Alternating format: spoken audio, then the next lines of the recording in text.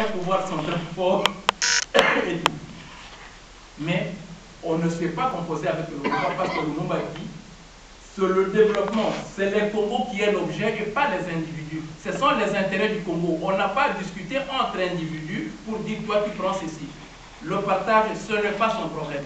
Lumumba est prêt à s'effacer. Il dit pour les Congo, on n'a pas à négocier.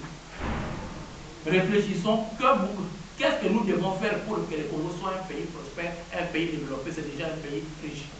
Or, le schéma belge, comment se partager ces richesses du Congo? Et c'est là tout le problème.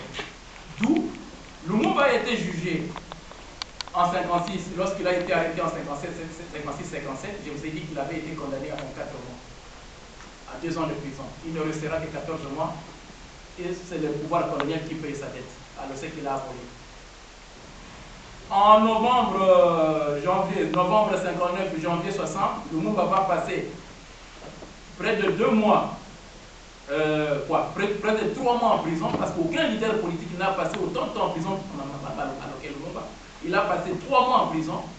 Et là, c'est le pouvoir colonial encore qui l'amène à Jadotville et qui va le rhabiller et le ramener par avion.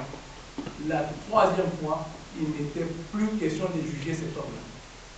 La 3e fois, au moins qu'on l'a eu, et ici, c'est encore l'association de plusieurs chasseurs. C'est la raison pour laquelle, dans mon ancien texte, je dis, tout se passe comme chez les sorciers.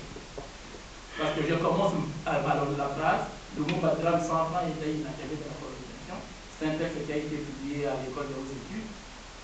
Puisqu'il y a un avenir, j'ai mes forces de ne point désespéré de celui de mon pays, actuellement un simple lieu sans plus. J'emprunte cette phrase à Doumoussine.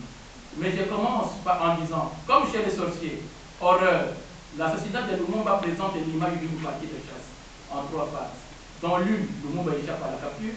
Dans l'autre, les chasseurs redoublent les astuces, plus subtiles afin de traquer Lumumba, mais ils échouent de nouveau. Première partie, c'est en 56-57, première chasse. Deuxième chasse, 59 début 60. Enfin, dans la 3e phase, la phase qui va s'ouvrir le 30 juin 60, c'est la coalition de plusieurs chasseurs qui vient à bout de la résistance. Mais plutôt qu'une simple scène de chasse au gibier, l'assassinat de Lumumba relève d'une pratique de la sorcellerie telle qu'elle a été racontée pendant mon enfance. Les chasseurs ont pour victime les gibiers en brousse, les sorciers, eux, chassent les humains au village. Et tous deux tuent, suppriment la vie à d'autres êtres. Ils sont cruels. Les chasseurs crient leur joie lorsque la bête expire dans le sang, les pattes en l'air. Quant aux sorciers, plus il y a de morts, plus ils sont contents. Surtout si, parmi les victimes, se trouve une personnalité importante. Le but du sorcier et du chasseur est la satisfaction d'un besoin, mais dans le geste se lit l'appétit de domination qui conduit à supprimer l'autre, libérer l'espace qu'il occupe. Il fallait libérer Dieu, non pas pour libérer l'espace qu'il occupe. Mais le mot va fut tué avec toute la fureur déchaînée propre au prédateur embrassé. Son corps sera détruit. Cela, on va non seulement qu'il est tué, on l'enterre, mais 2 jours après, non, on va le déterrer et le découper en petits morceaux. Gérard Stout, qui a mené cette opération, a décrit, même dans un roman, comment il donne un coup de machette, 2 dents qui tombent, il prend ceci, il prend... Comment il a... Parce que le Lumumba devrait être supprimé. Mais Stout, ça je fais une lecture anthropologique Maurice, il se rappelle que dans la pratique sorcière, si vous voulez tuer un initié, parce que le Lumumba est un initié, si vous voulez le tuer, il ne faut pas tout dissoudre. Il faut reprendre à la victime certains éléments pour les lier. D'où Sout, avant de déverser quoi, alors la dame déjà est assise, Sout va se rappeler cette instruction, au moins, cette sagesse au moins populaire ou villageoise. Il va prendre 2 dents de Lumumba et un doigt et une balle qu'il va lier. C'est une manière de faire pour que le bourreau de Lumumba ne puisse pas se venger contre. Donc, ça, c'est une lecture anthropologique. Alors, le roi, il a joué son rôle, non le roi. Comme je l'ai dit, c'est plutôt une vision politique, une maîtrise de réalité qui a certainement manqué. En le tuant, en faisant encore de Lumumba plus grand que. On peut dire qu'on n'a jamais vu dans l'histoire du monde, ils sont là des gens qui avancent vers la mort. je ne suis pas d'accord avec Jean-Pierre Bemba lorsqu'il dit la mort a sauvé Lumumba. La mort n'a pas sauvé Lumumba. Lumumba avance vers la mort. Lumumba n'a pas été surpris par la mort. Il avance vers la mort. 3 jours avant sa mort, au moins, on voit des consultations, on le voit, il dit ni brutalité, ni rien ne m'amènera à demander pardon. Je préfère mourir là. Il avance vers la mort. Il affronte vers la mort. Et les dernières séquences, les dernières minutes de sa vie, c'est là où était-il rose-croix, était-il dans une religion? Nous étudions, on n'a pas encore eu de réponse, parce qu'il n'a pas été rose-croix, rose-chrétien, on le voit, il n'a pas été. On a cherché dans toutes les archives, on a fait le tour du monde. Mais la manière dont il meurt, il intimide. Il intimide quelqu'un qui n'avait que sa parole, qui n'avait que ça. Mais quand on voit le moyen, la quantité de moyens au moins, et même au moment où Polo Okito, on les amène, ceux-là donnent les dos. Mais Lumumba, on voulait le tenir, il avance seul.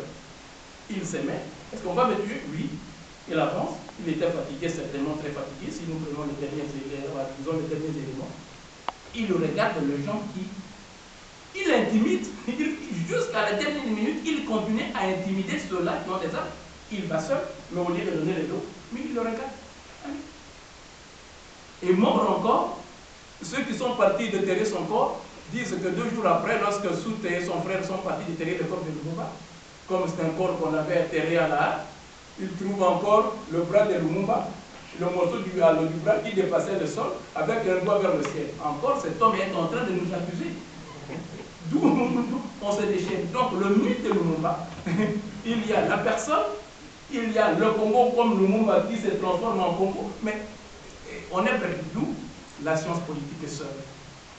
Que par là, le roi, oui, qui a tué le complot, on peut dire, mais dans le cas de Lumumba, il y a les Congos comme image, et Lumumba transformé, alors Sartre le dit, par la Lumumba cesse d'être un homme, il devient le Congo et autres, il devient l'Afrique.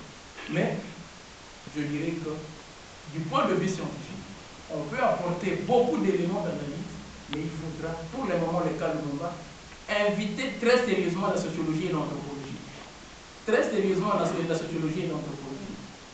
Même d'autres disciplines, pour comprendre ces paradoxes. Mais j'inviterai les amis. Il y a Lumumba comme individu, il est mort, c'est un homme qui est venu un jour. Mais lui-même tranche en se disant que ce n'est pas sa personne qui compte, c'est l'avenir du Congo. Évitons de continuer à exploiter l'image, travaillons plutôt pour le Congo. Or, qu'est-ce que nous observons? C'est plutôt l'image à un nom qui est pillé. On s'accuse belle comme les ceci, cela et autres là, mais on ne pose pas le problème de Lumumba en tant que Congo. Cet homme, lorsqu'il pose un problème, c'est tout l'avenir du Congo que l'on voit surgir, que l'on voit apparaître. Donc, la manière de poser les problèmes. Il est vrai que Bourgoin a joué un certain rôle. On cherche les coupables, mais ils sont beaucoup, ils sont nombreux les coupables. Certains rôles, vous dites, mais en même temps, dans le système qu'ils avaient pensé comment gérer le Congo après l'indépendance, le roi était à la tête de cette construction. Cette construction.